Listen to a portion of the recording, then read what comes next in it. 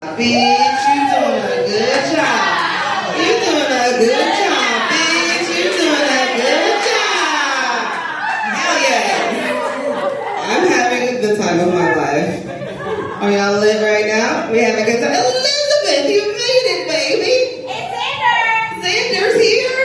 Yes. Oh my God. My friends. Oh, we getting drunk. This is going to be a problem. Oh no. I was like, man, even the beautiful black dress saved me. That was fun. Darling Nikki is what I was going to dance to tonight if I had stretched or worked out or tried it all.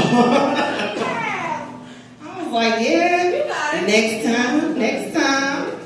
Told you I'll be around here. I do all the things most of the times. So, one of these days, you're going to see my cheeks with my brother in the room. He was like, I will leave. I'm unprepared. I mean, I go stretch real quick. Look, I'm also holding auditions, Kyle. I've been trying to get you to do. I was going to say, there's a thing called Boyless. Honey. It's kind of like Chippendales, but like you can wear like pasties and feathers and rhinestones and stuff. Good fun. Kyle can do it right now. I believe you. I believe he's shaved and everything. He's ready. I got pasties in the back. Oh my goodness. If y'all are ready to laugh your fucking face off, I have a local comedian who is becoming a fucking legend. I'm gonna tell you right now. Let me get this. Let me get that thing right there. This is how hard she means business. I'm talking about. Right here, baby. Please welcome to the stage the comedic genius of the local legend, Miss Jessa Blake. Hey. Can I get a big ol' hell yeah? Absolutely. Every time I come on stage and there's music playing, I always feel like I'm supposed to dance or something. But I'm so white I don't have circadian rhythm, so we're going to skip that. My name is Jessa Blake. It's just Jessica without the ick. Who in here's worked all week? Woo! Who's sick of that shit? Who worked all week and did not get paid enough for whatever they did? Absolutely. I'm about to do some heinous shit out here for some money, y'all. I've always contemplated being a stripper. And the way I see it, it worked out for me and the club. As pale as I am, put a black light on me, I'd make that bitch glow. I could write my ass off on taxes and be eco-friendly. The hardest part for me was being a stripper when you find shoes that fit, because I wear a size 3 in kids. So I'll need some like 8-inch Doras or some 10-inch Pokemons. Yeah, I know, I'm wearing size 6s, but I just gotta make that shit work. We just have to make sacrifices. They don't make stripper rhinestone shit in the children's department or you'll be on the list. Yeah, I've never had a pair of shoes that fit me that didn't light up and have Batman's on them. But the way a lot of people don't realize is the more of me you see, the paler it gets. Like by the time you get to the hoo-ha, it's like looking directly into the Ark of the Covenant. A lot of people was like, Jess, don't you think you're too fat to be a stripper? I'm like, absolutely not. Have you never been to, oh God, what was that place called? I just had it in my head and I lost it. It's where strippers go to die. It's a stripper retirement plan, if you would. You go there, you wake up with 2 fat bitches making you eggs. I did used to do burlesque. I did burlesque for a long time. And I did stand-up comedy and burlesque at the same time. I was known as Tits and Giggles. My burlesque name was Vesper Divana. Vespers are the last rites in Catholicism. Divana is Elvira's mother's name. So kind of morbid, sexy, what I was going for, right? So I had that name for a while. I traveled, did some shows, I had some fun until I realized my initials are VD. So my performances are contagious. I started doing comedy because my ex-husband told me I couldn't.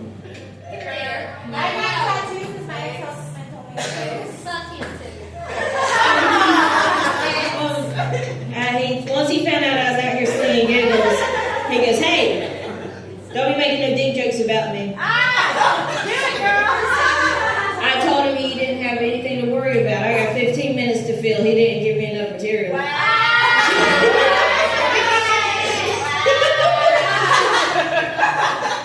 So now he's disappointing women from his mama's house. Oh my God. The basement. The way when I got married, I got that sit down with your grandma, you know, and she tells you everything you're supposed to do, what you're supposed to do, to all this shit that expired in like 1946, but she still lives and dies by it, and she never will change.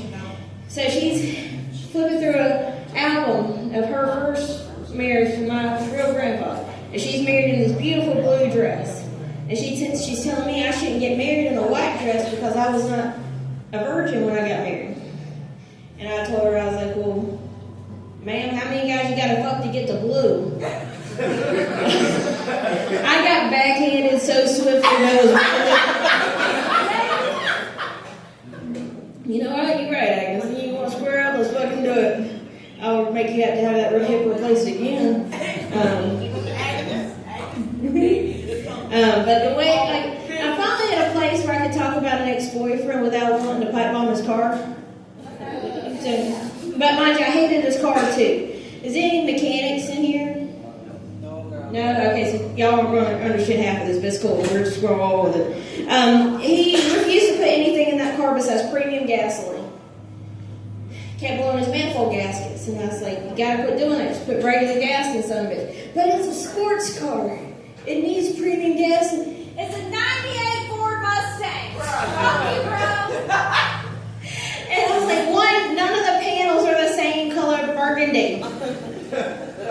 It's a 4-cylinder model and an automatic in the center. I was like, that is the same as calling a sports car as the Goodwill tennis shoes that I have that light up and have Batman's on are Jordans. Like, they're both shoes, yes, but they are very different shoes. You know what I'm saying? Oh, God. But, I'm all for keeping old pieces of shit on the road. I don't mind that. But if you're going to own an old piece of shit, you got to know how to work on an old piece of shit. Otherwise, you're just going to become Carlos the mechanic sugar daddy. But don't get me wrong, my ex-boyfriend, he was beautiful. He was a beautiful, beautiful man. 6'1", you know, the kind of brother you just wanted to oil up and show off, you know? Like he could lay pipe but didn't know a goddamn thing about plumbing, and you were fine with it. It was all right. It was all right. But, you know, my problem with him, though, was he was like black light. Like, he looked like Stefan Arkell, but he dressed like Steve. Like, he always wore, like, the polo shirts and, like, the fleece zipper vest thing. I was like, this motherfucker went to, like, private school, and I am who I am, so every time we're out and about, it looks like he's taking his lesbian out for a walk.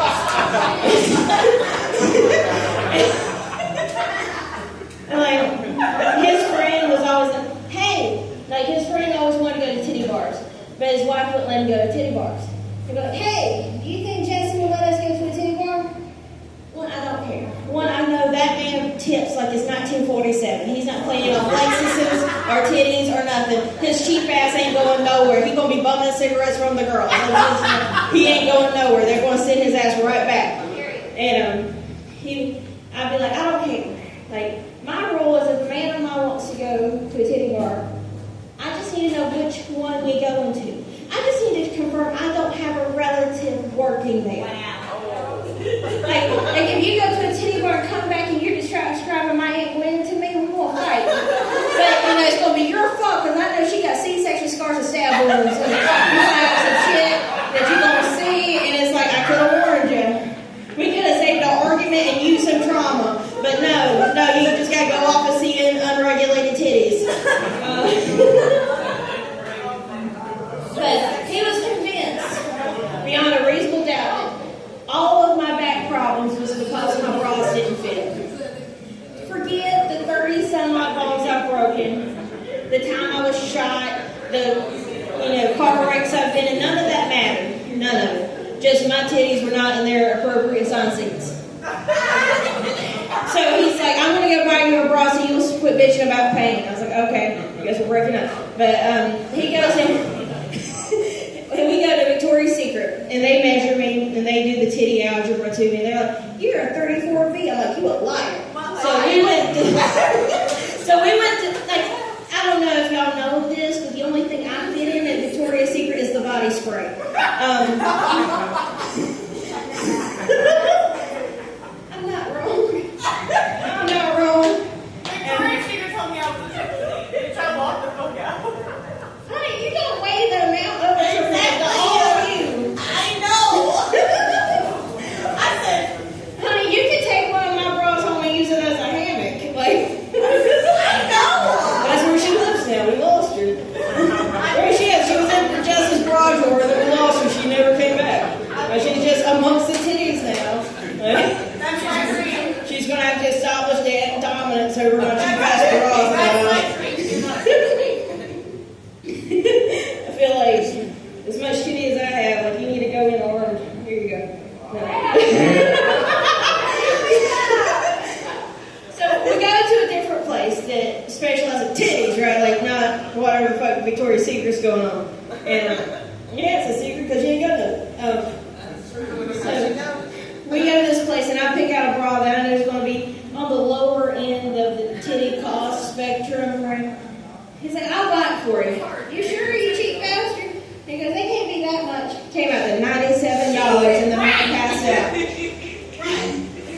A lot of people ask me, Jess, what's the hardest part about being in an interracial relationship? And I'll tell them, I don't care about the old ladies at the grocery store, the old blue hairs can get fucked. Mothballs, I don't give a shit. That's just where I am with that. But my thing is our biggest argument was, if I got sick, and I say, hey, I need you to bring me some medicine and orange juice. That's what I want. I'm not feeling good. This is what I need. Trying to convince that man that Tampico is not real orange juice.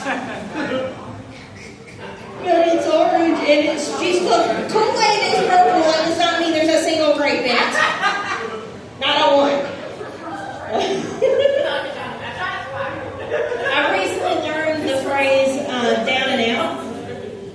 I didn't know what that word meant. I thought it meant you were broke. Apparently it means you're not getting any. I didn't know. But I think a lot of people, when they use that, I don't think they're really down and out. I don't think you're down and out until you want FetLife making life decisions. Until you're like, I'm not ready for this to define me. I don't think you're down and out until your love language becomes safe words. You see your snickle-doodles and like your nipples get hard. I've been doing burlesque and comedy for a while now, and I have a lot of male comics that come up to me. How do you get jobs like this? Doing comedy for burlesque shows. How do I do that? Well, one, have you tried not being a creep? That would be step one. He's like, well, how do I get a job like that? How do I get on a burlesque show? And I always give them the same answer. Pick out a song, show up, strap on some paces, and let's see you twirl. What can you do, baby? A lot of people ask me things like, hey, Jess, does your boyfriend get jealous of you? He does. I guess he's fucking my boyfriend. I don't know. We have to follow the show, you guys.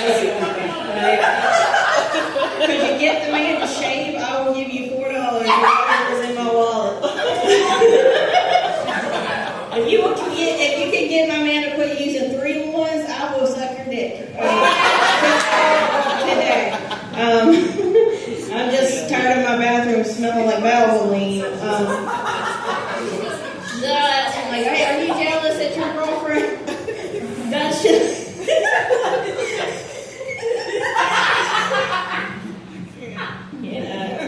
I'm like, one, I don't think that's an emotion that this man has.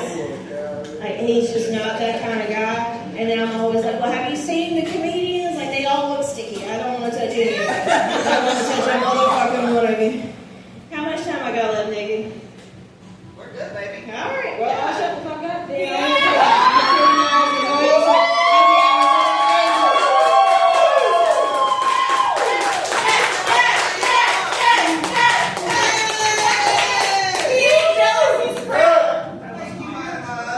Y'all keep it going with the beautiful and talented Jessa Blake and her fabulous bar stool,